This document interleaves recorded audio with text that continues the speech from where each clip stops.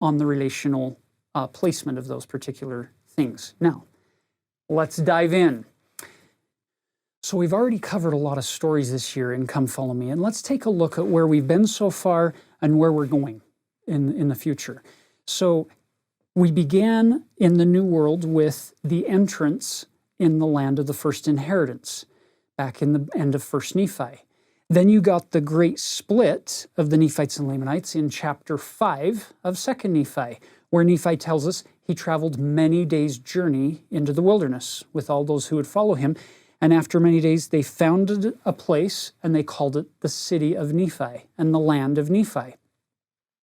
So the Nephites are going to be here in this city and land of Nephi and Shiloh and this region for about 400 years, until the Lamanite aggressions and wars become so bad that in about 200 BC, the Lord inspires King Mosiah, Benjamin's father, to leave the land of Nephi and travel northward.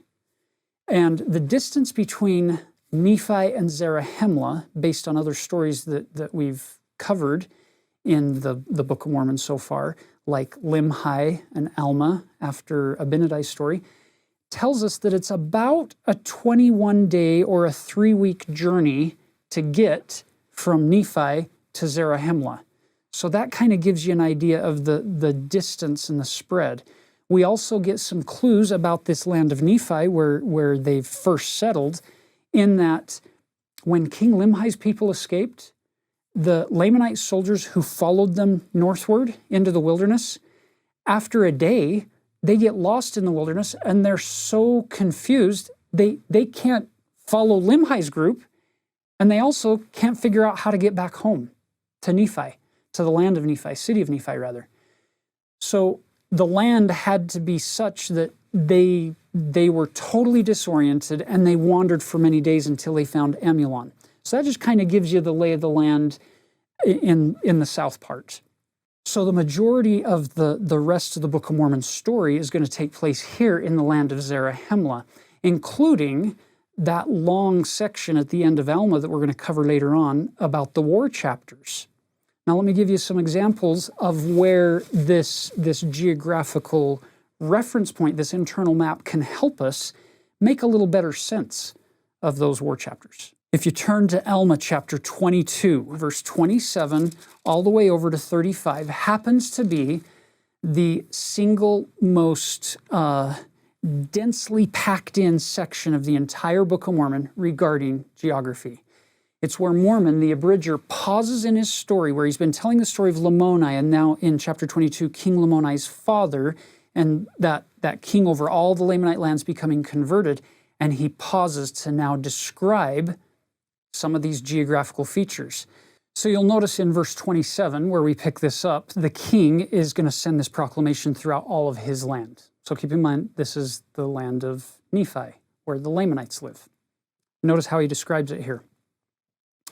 He sent this proclamation throughout all the land amongst all his people who were in all his land, who were in all the regions round about, which was bordering even to the sea on the east and on the west.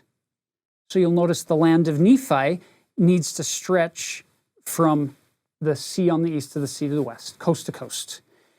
And look at its northern border. It says, it was divided from the land of Zarahemla by a narrow strip of wilderness which ran from the sea east even to the sea west, and round about on the borders of the seashore.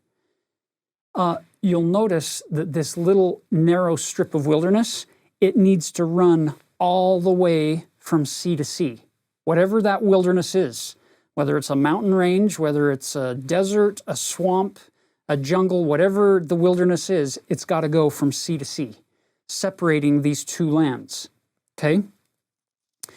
Notice also that it runs through the borders of Manti by the head of the river Sidon, running from the east towards the west, and thus were the Lamanites and the Nephites divided.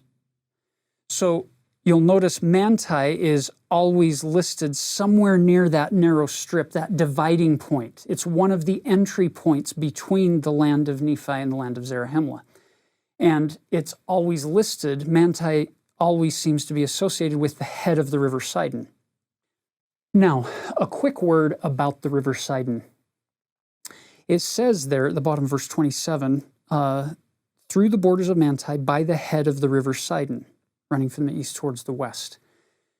You could interpret the word head of the river as a confluence. In antiquity, they would do that. They would see a confluence as a head of the river or a branching point of a river, like in the book of Genesis. After the creation, the river that came forth, and it formed a head that went into 4 different directions. So it can be a spreading out point, or it can be a beginning point, or it can be a confluence point. However you want to interpret that, totally fine.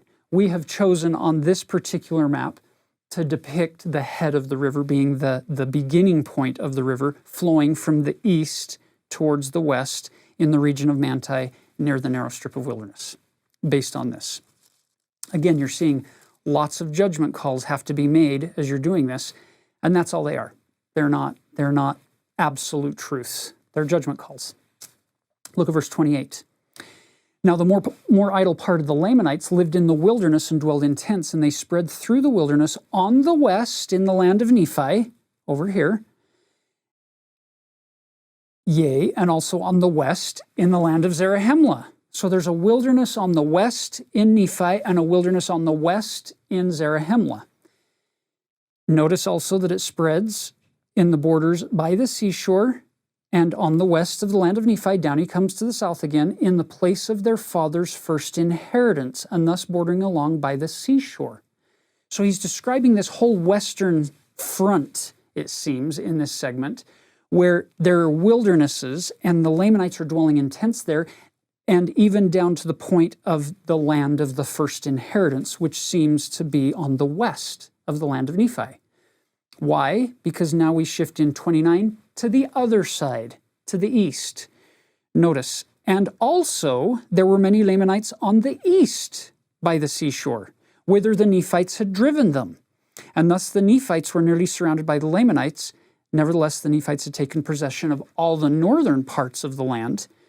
So you'll notice that the Nephites have possession of the land of Zarahemla on the north, and there's the wilderness on the west, there's a wilderness on the east, and then there's the narrow strip of wilderness that separates Zarahemla from the land of Nephi.